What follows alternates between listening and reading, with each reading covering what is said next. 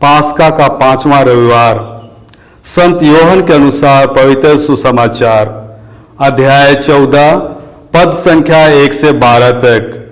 मार्ग, सत्य और जीवन मैं हूँ। यीशु ने अपने शिष्यों से कहा, तुम्हारा जी घबराए नहीं, ईश्वर में विश्वास रखो और मुझ में विश्वास रखो।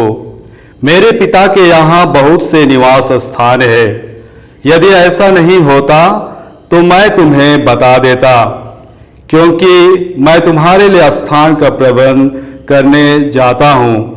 मैं वहाँ जाकर तुम्हारे लिए स्थान का प्रबंध करने के बाद फिर आऊँगा और तुम्हें अपने यहाँ ले जाऊँगा, जिससे जहाँ मैं हूँ वहाँ तुम भी रहो।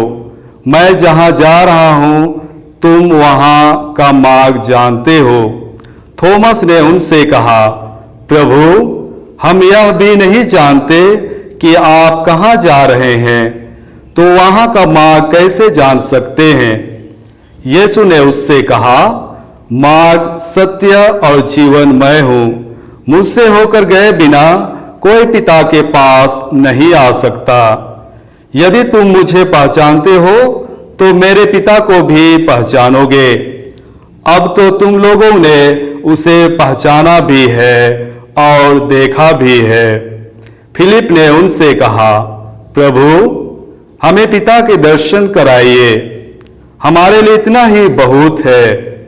यीशु ने कहा, फिलिप, मैं इतने समय तक तुम लोगों के साथ रहा, फिर भी तुमने मुझे नहीं पहचाना। जिसने मुझे देखा है उसने पिता को भी देखा है।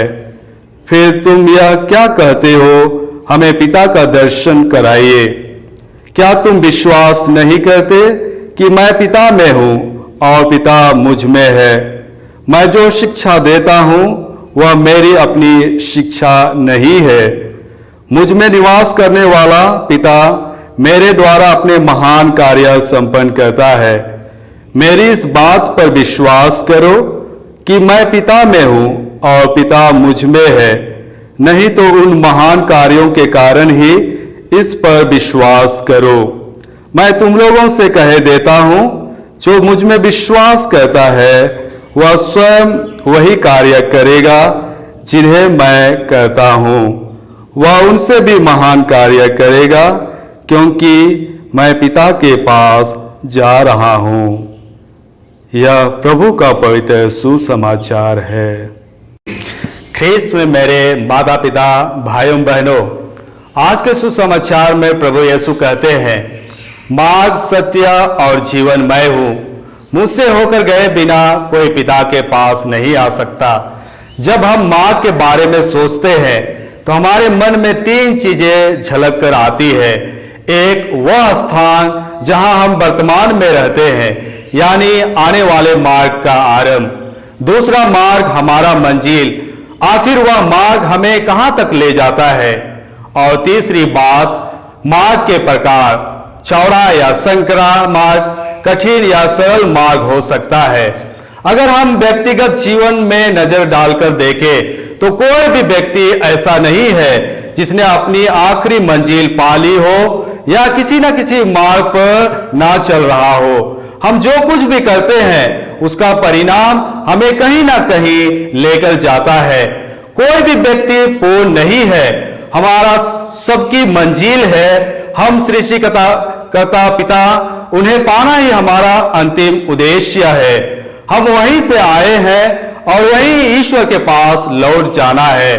कोई भी इसका सामना करने से बच नहीं सकता है। सवाल यह है कि हम पिता के पास कैसे पहुंचे।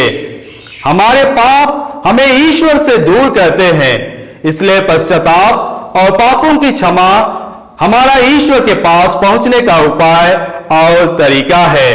हमारे पापों की क्षमा प्रभु यीशु ख्रीस्त ने क्रूस पर अपना बलिदान देकर कर दी है, और इसलिए प्रभु यीशु ख्रीस्त के द्वारा पिता ईश्वर के साथ हमारा मेल कराया है।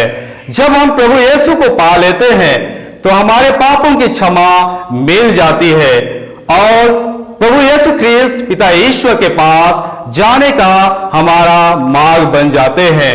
प्रभु यीशु कहते हैं, सत्य को जो जान जाता है वह स्वतंत्र हो जाता है, और जो सत्य को नहीं जानता वह पाप की दास्ता में ही जकड़े रहता है। जब हम अपने बपतिस्मा की प्रतिज्ञाओं को दोहराते हैं तो हमें शैतान के छल प्रपंचों का त्याग करने के लिए कहा जाता है।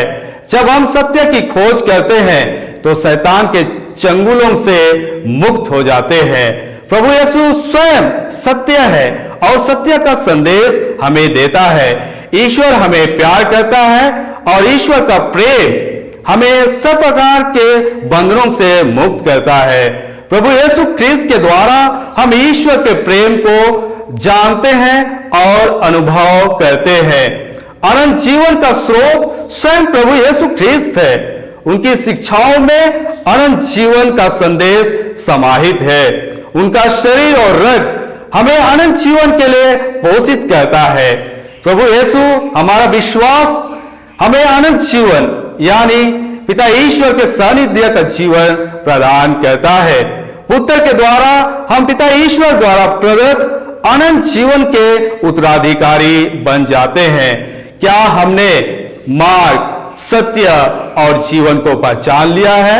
यदि हम नहीं पहचान पाए हैं तो आइए हम पिता ईश्वर से प्रार्थना करें। आमीन।